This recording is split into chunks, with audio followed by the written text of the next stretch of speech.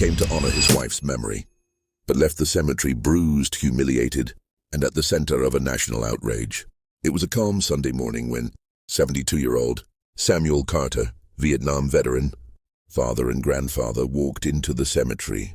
He wore his best suit, his service medals polished and shining in the soft light. In his hands, a bouquet of red roses. Today would have been his late wife's birthday. Samuel moved slowly between the graves, his steps heavy with memory. When he reached hers, he knelt, brushed away fallen leaves and whispered, "Happy birthday, sweetheart." His voice cracked, and his hands trembled as he placed the roses. For a moment it was just him, her, and silence. Then screeching tires cut through the still air.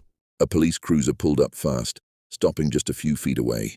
Two officers stepped out, hands near their weapons. One barked, "Step away from the grave." "Hands where I can see them." Samuel turned, startled. "I'm just here to see my wife," he tried to explain. But the officer marched toward him, grabbed his arm, and shoved him back against the cold stone. His medals clanged against the granite. "Suspicious activity reported," the officer snapped. Samuel's voice shook, part disbelief, part anger. "Suspicious? I fought for this country. My wife is buried here, please." Before he could say more, the second officer fired the taser. Samuel's body jolted, his knees buckled, and the roses fell to the ground. Petals scattering across the grass. Gasps erupted from the other side of the cemetery. A man in a leather veteran's jacket charged forward, shouting, "You're assaulting a veteran!" A woman pulled out her phone, filming with shaking hands. Several people moved in closer, forming a protective wall around Samuel. The officers hesitated. Now every eye in the cemetery was locked on them.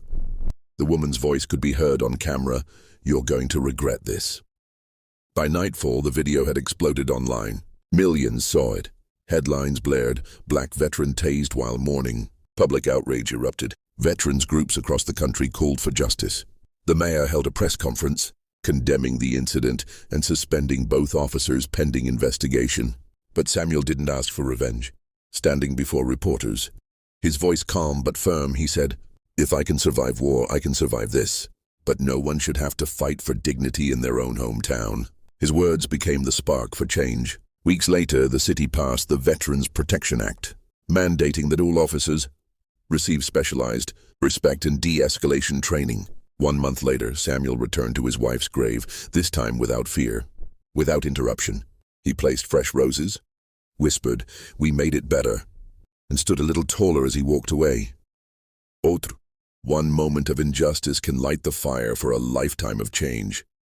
Don't stay silent, your voice matters. Union show.